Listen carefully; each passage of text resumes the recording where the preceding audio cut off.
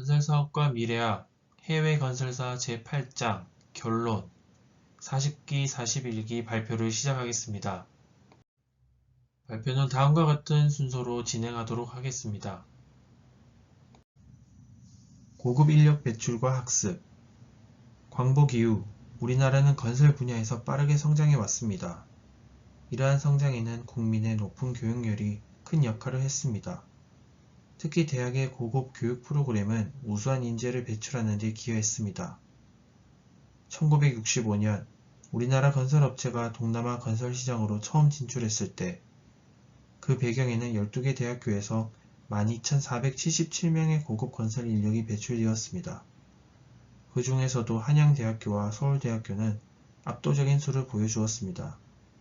사실 이 두 대학이 배출한 인력이 해외 건설의 핵심을 이루었습니다. 한양대학교와 서울대학교의 중요성을 강조하는 것은 쉽지 않습니다. 서울대학교 공학대학 건축학과 최동욱 전 대우건설 전무의 말에 따르면 이들 대학이 건설 관련 고급 인력을 배출하지 않았다면 우리의 해외 건설은 사실상 불가능했을 것입니다.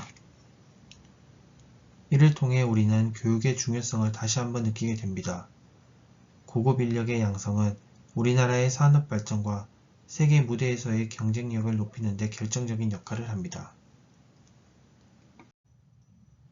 1947년 미 국무장관이 제안한 유럽 경제 재건 계획은 패망국이었던 일본과 우리나라를 포함하여 수혜국으로 설정되었습니다. 이 계획은 후에 마샬 플랜으로 알려지게 되었습니다. 한국은 원조 자금을 받아들이게 되었는데 이는 광복 초기에 건설업계에 큰 도움이 되었습니다. 1953년 한국전쟁이 휴전되었지만 한미 방위 조약에 따라 미군은 한국에 남게 되었고 그 결과 우리나라 업체들은 미군의 기지, 진지, 작전시설 건설에 참여하게 되었고 이를 통해 선진국의 건설 기술을 배우고 기술적으로 성장할 수 있었습니다. 1966년 브라운 각서는 미국의 한국군 파병 요청으로 한국 기업이 베트남으로의 진출의 문을 열었습니다. 이를 통해 국제시장으로 진입하게 되었는데 이는 기술적 우월성뿐만 아니라 국제정치적 환경과 진출국의 수요와 이해에 의해 가능했습니다. 한국은 높은 실업률을 안고 있었지만 근면성실하고 뛰어난 기능을 가진 인력을 보유하고 있었습니다. 이로써 해외 건설 분야에서 한국인 기능 인력을 활용하여 경쟁력을 유지해 왔습니다. 이는 국내 경제에도 긍정적인 영향을 미쳤으며 노임이 국민 소득을 증대시키고 국민의 생활 수준을 향상시키는 데 기여했습니다. 그러나 이러한 구매력 신장은 인플레이션을 일으키는 역기능도 초래했습니다. 한국 기업가들의 투철한 개척 정신은 해외시장 개척에 큰 역할을 하였습니다. 특히 사망기업의 최종환 사장과 현대건설의 고 정주영 회장은 국내의 어려운 상황 속에서도 해외시장 개척에 도전하였습니다. 이 투철한 개척 정신은 우리나라를 세계 경제 대국으로 발전시키는 데 큰 역할을 하였으며 중동시장 등 국제시장에 진출하여 우리나라 경제적 발전에 기여하였습니다. 해외 건설 시장에서는 각국의 자국화 정책이 중요한 제약으로 작용합니다. 미국의 BAA 정책처럼 미국 발주공사에는 미국 기업이 우선적으로 참여해야 한다는 원칙을 의미합니다. 중동 산유국도 마찬가지로 자국 인력을 우선 고용하고 외국 기업에게는 엄격한 규제를 적용합니다. 또한 일본은 언어적으로도 국제공개 경쟁 입찰에서 외국인에게 설명을 일본어로 제한하는 등 자국화 정책을 시행했습니다. 이러한 제약을 극복하기 위해서는 관련 업체가 현지화 교육을 통해 자국 인력을 강화하는 것이 필요합니다. 해외로 건설업체가 진출하려면 먼저 정치적 안정과 치안이 중요하며 안정된 환경에서 프로젝트를 수행하여야만 예상치 못한 문제를 최소화할 수 있습니다. 또한 프로젝트가 진행될 위치에 대해서도 신중한 검토가 필요하고 국경지역이나 위험지역은 피해야 하며 안전하고 안정된 곳을 선택해야 합니다. 우리나라와의 외교적 관계도 고려해야 합니다. 좋은 관계를 가진 국가를 선택하여 정부의 지원을 받을 수 있을 뿐만 아니라 프로젝트를 위한 충분한 자금을 확보하는 것도 중요합니다. 기술력도 중요한 요소입니다. 우리나라의 기술 수준이 상위인 국가를 선택하여 경쟁력을 유지해야 합니다. 이렇게 다양한 요소를 고려하여 적절한 진출 국가를 선택하는 것이 해외 건설 시장 진출의 성공을 이루는 데 있어 중요한 요소입니다. 많은 사람들이 중동 국가들을 후진국이라고 생각하지만 실제로 그들의 법령은 선진국 수준을 넘어서기도 합니다. 예를 들어 중동 국가에서는 건설 기계를 반입할 때 재반출 조건을 적용하여 관세를 유예해주는 절차가 있습니다. 이 절차를 잘 이용하면 공사비를 절감할 수 있지만 불법으로 이용하면 큰 벌금을 물게 됩니다. 또한 현지 문화를 존중하는 것도 매우 중요합니다. 예를 들어 사우디아라비아에서는 음주가 엄격히 금지되어 있습니다. 음주가 발각되면 법정 구류 후 강제 추방까지 당할 수 있습니다. 이는 기업의 이미지에 큰 손상을 주어 후속 프로젝트 수주에 악영향을 미칠 수 있습니다. 따라서 우리는 진출국의 법령과 문화를 철저히 준수해야 합니다.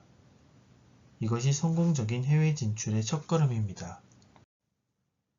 우리나라 건설업계는 세계에서 가장 높은 건물을 건설하는 등 큰 성과를 이루어 왔습니다. 특히 삼성물산이 말레이시아의 페트로나스 트윈타워와 타이페이 금융센터를 완공하며 세계적으로 인정받았습니다. 또한 우리나라 건설업체들은 리비아의 대수로 공사와 파키스탄의 고속도로 공사 등 다양한 해외 공사를 성공적으로 수행했습니다. 이처럼 우리나라 건설업체들은 세계적인 기술력을 바탕으로 다양한 해외 프로젝트를 성공적으로 완수하고 있습니다. 도약기에 있어서 해외 건설 수주전에서는 양극화 현상이 두드러졌습니다. 대형 업체들은 이미지를 무기로 시장을 지배하는 반면 중형 업체들은 재지급 보증서 발급에 문제가 생겨 수주가 어려워졌습니다. 중형 업체들을 위해 제안된 방법은 한국 해외 건설 주식회사의 역할을 변경하고 무역보증보험공사가 신종 보험 상품을 개발하는 것입니다. 또한 프로젝트에 활용할 수 있는 다양한 금융 방법도 제안되었습니다. 청와대가 발표한 10년 내에 500만호 주택 보급은 국내 건설 시장을 활성화시키고 경기 부양에 기여할 것으로 예상되나 해외 건설은 위축될 수 있다는 우려가 있습니다. 해외 건설의 위축은 국내 건설업체들의 해외 경쟁력을 약화시키는 요인이 될 수 있습니다. 해외 건설은 활성화되어야 하며 해외에서 창출된 이익을 국내로 유입시키기 위해서는 맞춤형 전문 인력이 필요합니다. 선진국 수준의 매니저먼트 능력을 갖춘 전문 인력은 성공적인 해외 건설을 위해 필수적입니다. 그러나 현재 우리나라 학계에서는 이러한 인력을 충분히 배출하지 못하고 있습니다. 이에 학계와 산업계가 협력하여 폭넓은 기술 교육을 제공하는 방안이 필요합니다. 우리나라 건설업체들은 해외로 진출한 지가 반세기가 넘었습니다. 그러나 각 프로젝트마다 유일한 특성을 가지고 있으며 이를 분류하여 자료화하는 것이 중요합니다. 이렇게 자료화된 정보는 입찰 가격 산출이나 공기의 산정, 품질 수준, 계약 관리 등에 활용될 수 있어 효율적인 프로젝트 수행을 돕게 됩니다. 해외 건설 수주에서 부가가치가 높은 플랜트 건설이 주를 이루고 있습니다. 플랜트 건설 비용의 대부분은 기자재 구매에 사용되며 이때 인도 조건은 기자재 구매 비용에 큰 영향을 미칩니다. 인코텀스는 이러한 인도 조건을 결정하는 중요한 역할을 합니다. 최근 개정된 2010년 인코텀스는 국제무역거래에서 발생하는 분쟁을 최소화하기 위해 만들어졌으며 각 조건은 당사자의 입장과 자기 편의를 반영하여 설정됩니다. 건설업체들은 이러한 인코텀스를 숙지하여 잠재적인 분쟁을 사전에 예방하고 불필요한 시간과 비용 손실을 막을 수 있습니다. 도약기의 건설 용역 업체들의 해외 진출이 활발해졌습니다. 건설 기술 용역은 해외에서 발생하는 비용의 비중이 비교적 낮으며 국내로 유입되는 외화 표시 수입이 상대적으로 높아 국부 증대 효과가 큽니다. 따라서 건설 용역의 해외 진출은 국내 건설 업체들에게 선진화의 방안 중 하나로 인식되고 있습니다. 최근 3년간의 해외 건설 공사나 건설 용역 사업에서 소해 프로젝트는 경쟁력이 취약한 부분입니다. 이러한 프로젝트는 상대적으로 작은 규모지만 높은 비중의 고정비가 소요되고 현지 건설업체의 부담을 고려해야 합니다. 이러한 부담은 산업 합리화의 제한을 초래할 위험성을 내포하고 있습니다. 따라서 소해 프로젝트에 대한 특별한 관리가 필요하며 정부와 민간의 협력이 중요합니다.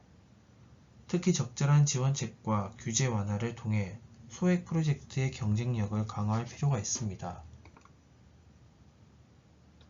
한 국가의 경제 발전은 산업의 국부 창출과 밀접한 관련이 있습니다. 해외 건설업은 우리나라 경제 발전에 큰 역할을 해왔으며 향후에도 중요한 역할을 할 것으로 예상됩니다. 이를 위해서는 대형 건설업체와 중소형 건설업체가 함께 성장하는 상생의 관리 체계가 필요합니다. 중소형 건설업체들은 자신의 전문성에 기반한 연구개발 활동을 통해 기술력을 향상시키고 새로운 시장을 개척해야 합니다. 또한 대형 건설업체들은 협력사와의 공정한 파트너십을 유지하고 지속적인 지원을 제공하여 중소형 업체들의 성장을 촉진해야 합니다. 이러한 노력들이 우리나라의 건설업 활성화에 기여할 것으로 기대됩니다. 해외 건설의 선진화를 위해서 나아가야 할 방향으로 매니저먼트 능력과 외국어 교육의 강화가 필요합니다. 해외 건설 프로젝트에서 발주자의 요구를 충족시키기 위해서는 효과적인 매니저먼트 방식이 필요합니다. 우리가 더 나은 해외 프로젝트를 수행하기 위해서는 대형 건설업체들의 매니저먼트 방식을 참고하여 능력을 키워나가야 합니다. 발주된 프로젝트가 종료될 때까지 프로젝트 국가의 언어를 사용하기 때문에 현지 언어의 이해도 필수적입니다. 그렇기 때문에 대학의 건설학과와 건설업계에서도 외국어 교육은 지속적으로 진행되어야 할 것입니다. 본 교재를 통해 해외 건설의 선진화를 위한 건설인들의 방향성을 알게 되고 우리가 준비해야 될 점은 무엇인지 다시 한번 생각하는 좋은 계기가 되었습니다. 이상으로 40기 41기 발표를 마치겠습니다. 시청해 주셔서 감사합니다.